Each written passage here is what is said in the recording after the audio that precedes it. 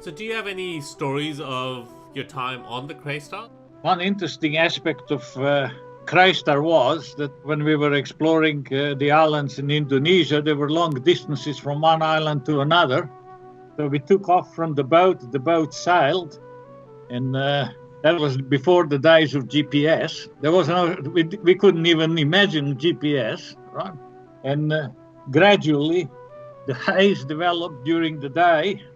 The helicopter was short on fuel, and we were already over water. We couldn't see land anymore, and there was no boat. So there were some anxious moments, wondering whether we'll find the boat before we run out of fuel. Today, a helicopter operates from CRA's ship CRAESTAR, where men live and work for months on end as they move along new coasts searching for minerals. For those of you that have already listened to last week's episode, you will know that audio you just heard is talking about a ship called CRAESTAR. Part floating exploration camp, part traveling geochemical laboratory, and perfect for the purpose it was designed for, the ship was used by CRA Exploration to explore for copper deposits in the Southwest Pacific in the late 1960s. The idea was born out of the necessity that after CRA discovered the Panguna deposit on the Pacific island of Bougainville, they wanted to explore the islands around to find out whether there were any other major copper deposits in the area, and they needed to do this fast and effectively to stay ahead of their competitors. This is where CRAESTAR came in.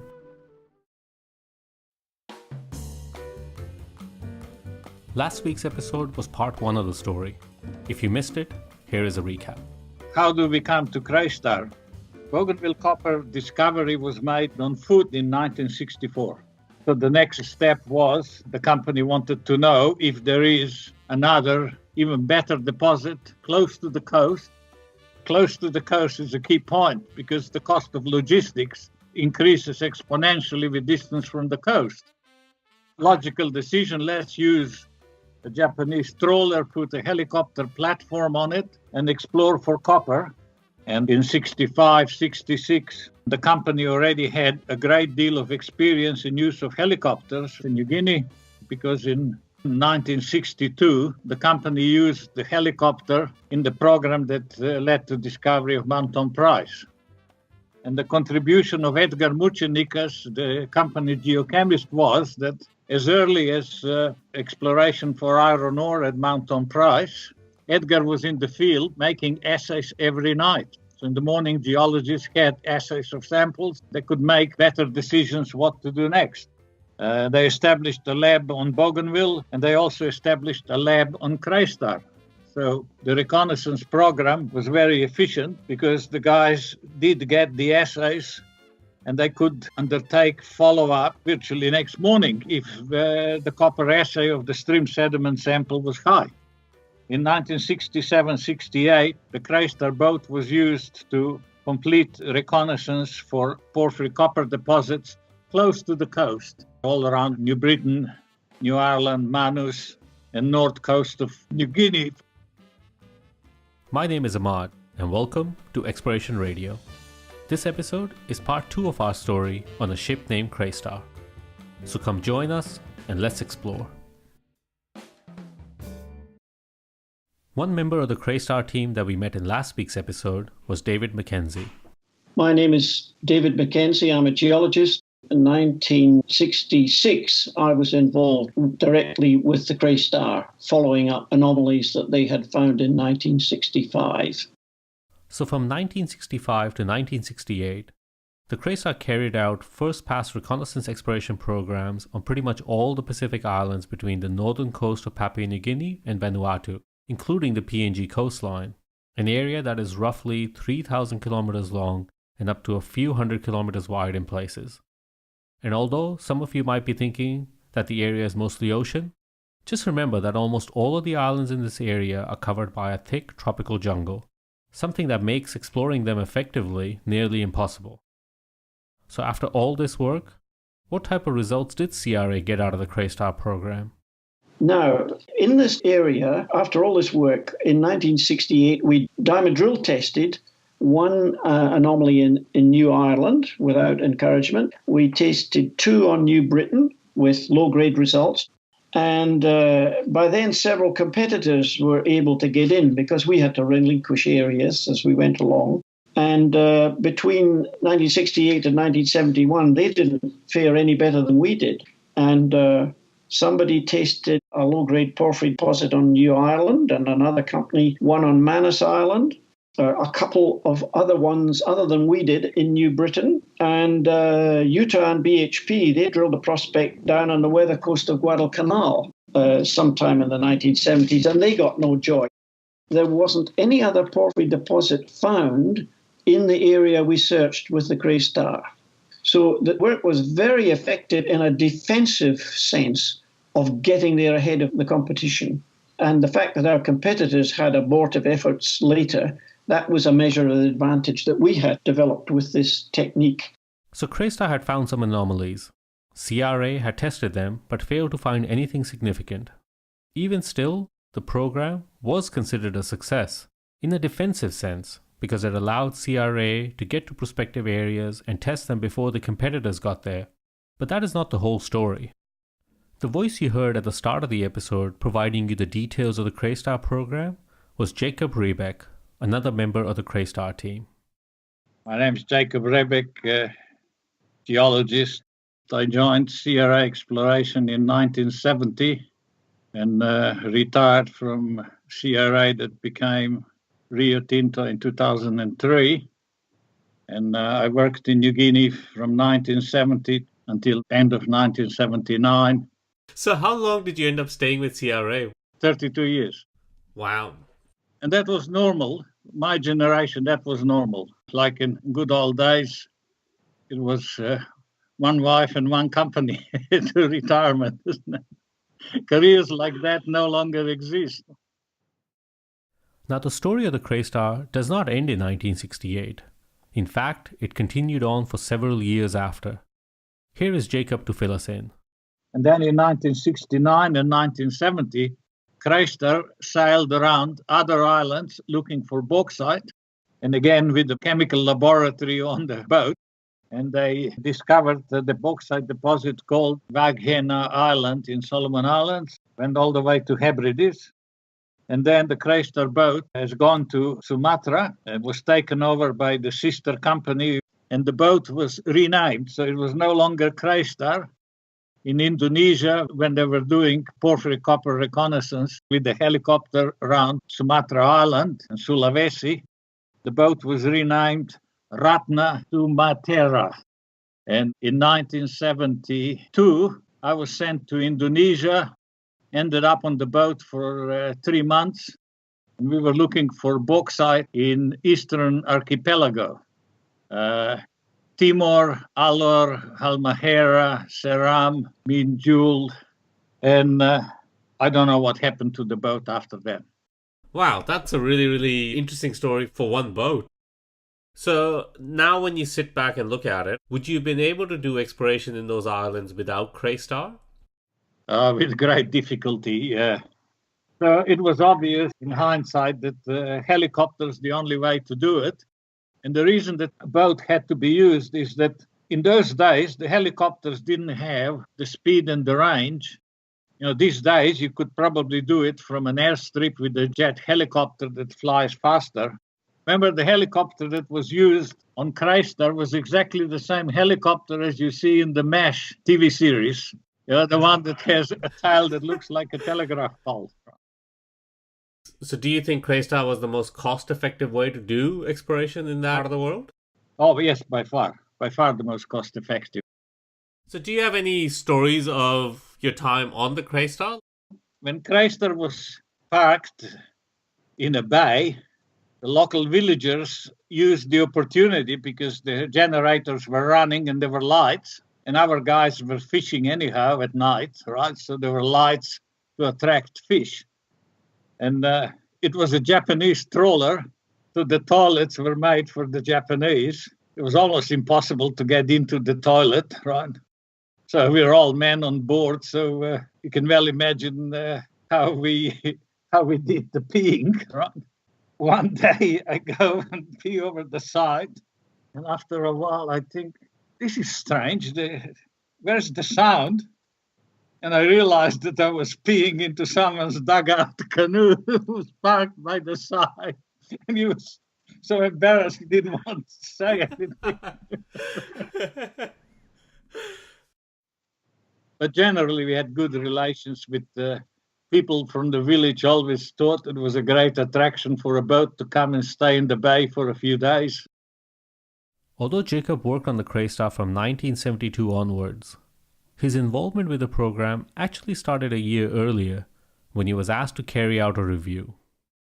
Do you want to talk about how you came across CRAESTAR? What was your involvement in and around CRAESTAR? In about 1971 or 72, General Manager Exploration Don Carruthers asked me to prepare a report in which I reviewed progress of exploration by other companies in areas that have been previously explored by the CRAESTAR team. I was only reviewing the porphyry copper side of the program, which was 1967-1968, which was New Britain, New Ireland, Manus Island, and some sectors of the north coast of so-called New Guinea. So obviously, I read all the CRAESTAR reports, and then I tried to get as much information as possible on results that other companies have achieved in the areas which CRAESTAR has covered by first pass reconnaissance and then abandoned. The general manager, Don Carruthers, he was concerned that it was possible that CRAESTAR team has missed what later on could become a valuable porphyry copper deposit. Well, in my report, which was probably dated 1972, I concluded that, yes, the CRAESTAR exploration program was going too fast, and then in some cases there was no follow-up of stream sediment sample copper assay results that should have been followed up, and that was probably partly due to logistical problems. Subsequently, if you go back to CRAESTAR results, yes, you could see in CRAESTAR stream sediment sample value for copper that it was elevated. CRAESTAR team hasn't followed it up. So wait a second. Does that mean that there was some copper mineralization found in areas that were covered by CRAESTAR but were not followed up by CRA? Yes, some other companies have discovered porphyry copper deposits in areas which were covered by CRAESTAR reconnaissance. However, in 1972, none of those deposits looked clearly economic. Nothing was anywhere near as good as Bougainville. And Don Carruthers was quite satisfied with my statement that nothing's been found that would even remotely resemble Bougainville. So internally within CRA, the objective of the CRAESTAR program was very clear. It was obvious that Don Carruthers, as the manager responsible for the program, in his view, the objective of CRAESTAR program was to make sure that there is no deposit better than Bougainville. I mean, the company was already investing a huge amount of money into developing Bougainville, and by 1972, Bougainville started production. The company wasn't really very keen to have a second porphyry copper mine developed in New Guinea. All what the company wanted to make sure is that there is no embarrassment, if someone finds something that's clearly better than Bougainville. And to this very day, yes, quite a few porphyry copper prospects have been tested by other companies in areas covered by CRAESTAR program, but none of them have been developed so far and probably never will be developed. So the CRAESTAR team had failed to follow up on some anomalies. And yes, some of these anomalies did turn out to have copper mineralization in subsequent years. And some did become deposits, albeit small ones. But to date, Bougainville still remains the only major copper deposit found in that region within proximity to the coastline, which is an important point because remember, the objective of the CRAESTAR program was to test the region for major copper deposits close to the coastline, on par with Bougainville. Now, there have been some copper deposits found in the region, particularly in PNG since the CRAESTAR days, but these have been on the top of mountain ranges, an area that would not have been checked by the CRAESTAR program. There was, however, another major deposit found in the area close to the coastline, but there was a good reason that the CRAESTAR team did not find it. The big Leahere gold deposit, it was found subsequently to our work in the CRAESTAR, but gold was absolutely a no-no for exploration because of the low gold price when we were there in 64, 68. Otherwise, we might have found Leahere. Gold was definitely a no-no, whatever it was, $30 an ounce or something. In my opinion, before we judge whether the CRAESTAR program was successful or not, we should decide what we consider success to look like. Without that definition, the CRAESTAR program looks to have failed as an exploration program, in that it never found another major copper deposit for CRA. There's some people that would say that CRAESTAR wasn't very successful because it didn't find another Panguna, which is the point of the whole exercise. Defensively, it eliminated large areas and possibilities relatively quickly. That was its advantage. And I agree. And if you had to cover that much ground, and we're not talking about continental ground, which is, I think, a little bit easier to cover than when you have islands scattered all over the place. Yeah. The fact that it covered this huge amount of area, islands, small islands, large islands, over a period of 5 years, I think that's incredible. Because as far as we were concerned, anyone might have come in and found another deposit of that type in that area. We didn't know. We went in not knowing, obviously, in exploration what's going to be there. So we felt that we didn't want a competitor with another huge porphyry copper mine just next door. So Jacob, do you think in the end it was a successful program? The company made a very logical decision. We have to know whether there is another better porphyry copper deposit. And by 1968, they knew that there wasn't. That gave the board of directors that additional degree of confidence. Bougainville is the right place to build a new mine and make a huge investment, right? So, let's say that CRAESTAR was successful in that it provided one of the ingredients for the decision to develop Bougainville. And it was fast, it was effective. The cost wasn't really all that high. I mean, it's hard to sort of bring it into today's dollars, right? But it was not a hugely expensive exercise. The company was easily able to fit it into its exploration budget. No, that's all right. Yeah, that's a good point as well. Listening to the CRAESTAR story, I get the feeling that we are sometimes maybe guilty of having too narrow a definition of success. If you only judge the CRAESTAR program based on whether it found another large deposit, then it looks like it failed. But as Dave and Jacob mentioned, it achieved a lot of other things that we do not necessarily think of immediately. Because of successes on the iron ore search, the CRAESTAR experience, the company was willing to continue with helicopter reconnaissance. And I think the discovery of Argyle obviously was only possible because of use of helicopters. And that was a very worthwhile discovery. It started a new industry in Australia. Jacob, can you talk a little bit about why CRA was such an innovative company? Well, there were at least half a dozen other companies that were equally innovative in their own way, in a different way.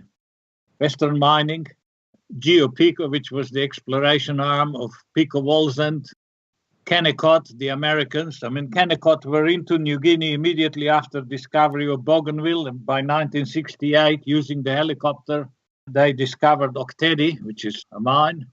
I had mentioned earlier that the CRAESTAR program only tested for likely major copper deposits near the coast. Octedi is a major copper deposit found in PNG around the same time as CRAESTAR, but it was found in the central mountain range of Papua New Guinea, an area that would not have been tested by the CRAESTAR program. They discovered Octedi, which is a mine. Across the border, similar exploration was being done in New Guinea on the Indonesian side of the border, which was Erzberg initially and later Grasberg. There was competition. No mining company wanted to be left behind. So I believe the main incentive for exploration was that other companies were also successful, and it was the fear of missing out. I mean, fear is a powerful motivator for directors. Anytime another company made a discovery, the memos were coming down. Why have you not found it? Right? 1960s, was a period in which a whole series of groundbreaking discoveries was made. And of course, CRA didn't want to be left behind. And CRA was successful by discovering Mountain Price, Bougainville, or previously bauxite on Cape York. But there was also another reason. Profits from Broken Hill were subjected to special additional high royalty on profits by New South Wales government. So the board of directors of CRA was determined to spend the profits from Broken Hill on exploration so they didn't have to pay tax. So we are all grateful to the great Broken Hill mine and the steady profits coming out of that mine. They were underwriting exploration all through Australia and in New Guinea. So Dave, when you look back at the program like CRAESTAR, what's the lasting thing you learned out of that process?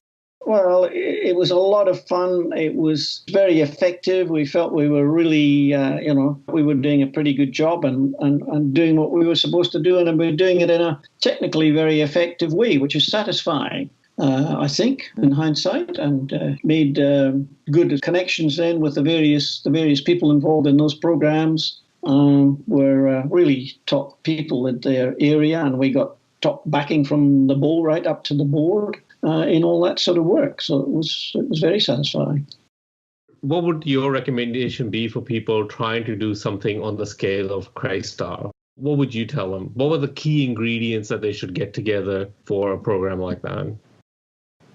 Oh, in hindsight, that's very, very hard to say, because I was relatively junior at the time, and because we probably weren't constrained so much by environmental considerations in those days. We weren't constrained so much by some of the governmental restrictions or conditions. So it's rather hard to think of a comparable thing at the present day. And I've been in exploration for some time now, so I'm not really au fait with everything that's going on at grassroots in exploration these days. But the main thing is sort of like, seize the day, take your chance when it's there and do it. And there'll always be people who will naysay, who will say, no, that won't work, or that's too expensive, but you've really got to press ahead with these things. And I was fortunate to be in the middle of it, and it was all worked out very well, and the company was prepared to invest in this kind of activity. And it got its rewards. It's just a great pity that the Panguna mine, which started the whole thing off, had such a sad history in the end. But we couldn't have foreseen any of that at the beginning, of course. Now, some of our listeners out there might not be aware of what happened to the Panguna mine. Well, the mine started operating in 1971-72 and continued operating till 1989, when it was shut down due to militant activity as part of the civil war that engulfed the island of Bougainville. The mine has remained closed ever since. So Jacob, what would your recommendation be for people trying to do something on the scale of CRAESTAR? What would you tell them? The problem with exploration on the frontiers is that frontiers are becoming increasingly remote, so that the discovery has to be incredibly rich and large to justify the huge capital cost of establishing infrastructure for a new mine in a remote new greenfield location. These days, most of the companies are mainly exploring in immediate vicinity of existing mines, so it's brownfields, deeper levels of the mine, immediate surroundings of the mine. The challenges have changed. So what's your lasting memory of having worked for CRA and more specifically having worked with CRAESTAR in this time? Is there one thing that stands out? Well, this is just the amazing expanse of areas that we covered with reconnaissance. It was really just, my head was spinning coming out of a small country like Slovenia, about 200 by 200 kilometers, with CRAESTAR, or with helicopter reconnaissance. We covered an area the size of Slovenia in 3-4 days. Next one. Just move on. Yeah, I think CRA philosophy was, don't worry about the things that you miss. Because if you start worrying what you are missing when you are moving forward, we're going to get bogged down and we'll never make the big discovery, which is somewhere further away, right? And this concept of not getting bogged down, keep moving, because there is a much bigger, much more important discovery somewhere ahead.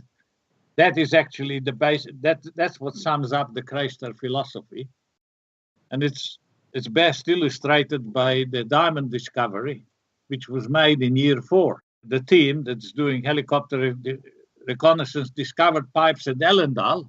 The company philosophy was, let's move on. We might be able to discover something bigger. And at the end, Argyle diamond pipe is one of the biggest discoveries. By value, probably the 3rd or 4th biggest diamond discovery in the world, just because the company had that ambition to move on and find something bigger. And credit to directors of CRA. I should add this by all means. This is very important. The support that directors of CRA provided for geologists in the field was absolutely amazing. There was never, ever any doubt about total commitment that directors had to exploration and the respect that the directors had for geologists and field assistants and anyone else, the helicopter pilots, local field assistants, anyone who worked on CRA exploration team had full respect and support from the board of directors. And they demonstrated that by visits in the field, and also by a very simple and effective philosophy. They said, the only thing we can expect from you is to work to the best of your ability. So if a team spent a whole year working and the results were not as expected, that's all right. Next year we'll do such and such. Move on, right?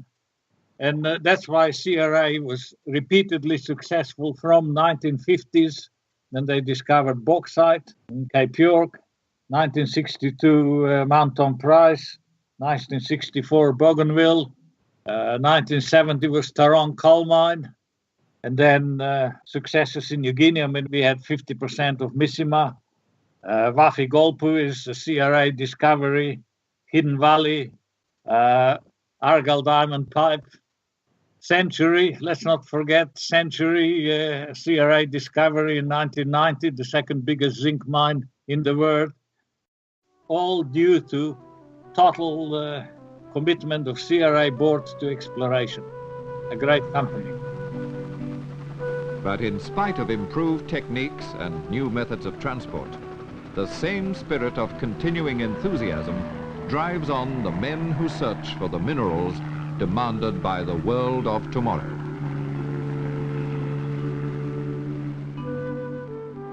At the start of the last episode, I had mentioned that Steve and I have been obsessed by the story for a while now.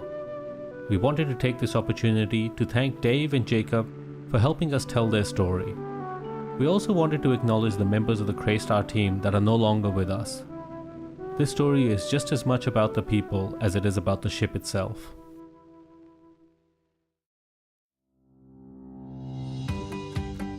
Exploration Radio is brought to you by Steve and Ahmad. Our producer and all-round go-to guy is Dan Hershowitz. This podcast is recorded at the Perth Music House. Audio from the documentary For Tomorrow was kindly provided by Rio Tinto. If you'd like to know more about Exploration Radio, check us out on explorationradio.com. Or you can also find us on Twitter, Facebook, or LinkedIn. And as always, if you like this podcast, please review us on iTunes, Stitcher Radio, or wherever you get your podcasts from. Until next time, let's keep exploring. And hey, you mentioned Bill Johnston. Bill is a shy guy. You have to sort of contact him because he likes to go into hiding. A great guy. If he doesn't talk about it, you ask him. Ask him what were his first few days in New Guinea. Okay. Because I understand from what he told me about 30 years ago, he ended up in the camp, and in the evening there was another duty, so Frank Hughes took Bill with him on a boat up the river looking for the crocodile, because the crocodile has eaten a woman from the village and they had to shoot the crocodile. And I still remember Bill saying that he was wondering what Frank Hughes was talking about, because Frank Hughes said, "Puk puk kai kai Mary." Puk puk is crocodile, kai kai is the word for eating, and every woman in New Guinea is called Mary. That was the explanation. A crocodile's eaten a woman, so we've got to kill the crocodile. Alright, so when I talk to Bill, I'm just gonna say, can you explain Puk Puk Kai Kai Mary? Yeah, that's it, yeah. Puk puk kai kai Mary, that's it. Alright, cool. I'll ask him that and let's see what he says.